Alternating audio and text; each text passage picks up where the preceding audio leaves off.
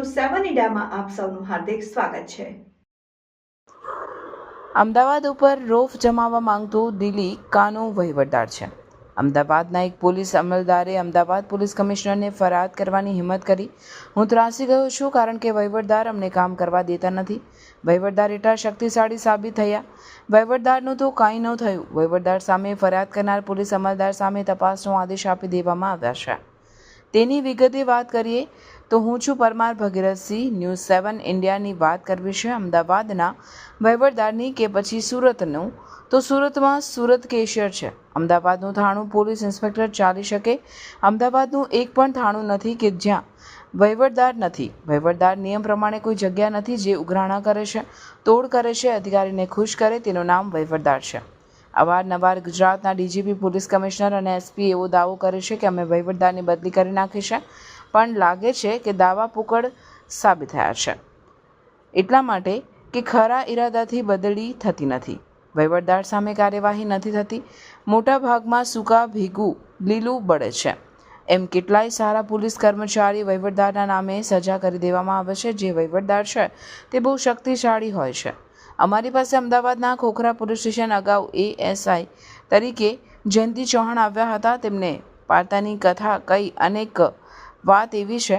અમદાવાદના ખોખરા પોલીસ સ્ટેશનમાં જઈને પિયુષ નામના બે વહીવટદાર જઈને પોતે જ ઇન્સ્પેક્ટર હોય તેઓ થાણું ચલાવતા અને જયંતિ ચૌહાણનો દાવો એવો છે કે જય અને પિયુષ અમદાવાદના છે, પોલીસ સ્ટેશનનો વહીવટ કરે છે। એટલું નહીં, કેટલાય આઈપીએસના કારોબાર તેમની પાસે છે।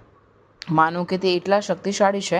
આ વહીવટદારથી ત્રાસી જયંતિ ચૌહાણ હિંમત કરી અમદાવાદના પોલીસ નરેન્દ્રસિંહ મલિકને રૂબરૂ મળીને આ વહીવટદારના ત્રાસ અને વહીવટદારોના ધંધા વિશે વાત કરી। જયંતિ ચૌહાણના વહીવટદાર સામે કરોડો વિજાય છે પણ કોરડો વિજાય નથી। એ જયંતિ ચૌહાણની પીઠ ઉપર ખોખરાથી જયંતિ ચૌહાણની બદલી કરી કંટ્રોલ રૂમમાં મૂકી દેવામાં આવ્યા। આ વાત જયંતિ ચૌહાણ માટે આઘાતજનક એટલા માટે હતી કારણ કે પોલીસ કમિશનરને ફરિયાદ કર્યા પછી કોઈ પરિણામ ન આવ્યું। પોતાને સજા મળી, તેમને નિવૃત્ત થવાના 2 વર્ષ બાકી છે। અમારી પાસે એટલે કે ન્યૂઝ 7 ઇન્ડિયા પાસે આવશે તે સ્ટોરી આપવા તૈયાર થયા, પોતાની કથા કહેવા તૈયાર થયા, પોતાની વ્યથા કહી ત્યારે અમે તેમને ચેત્યા હતા। ત્યારે આ અધિકારીએ તમને સોળ છે નહીં કારણ કે નારેલ કેફે કોઈ પોતાના ગામ ભણી ફેક વહીવટ નિર્મા ખડાય છે। વહીવટદાર તમને નુકસાન થશે। જ્યારે જયંતિ ચૌહાણે કીધું કે મને સસ્પેન્ડ કરે, મારી માથે ઇન્ક્વાયરી બેસે, આ બધા માટે હું તૈયાર છું। સ્વમાનના ભોગે મારે વહીવટદારના ભોગે તાબે થવું નથી।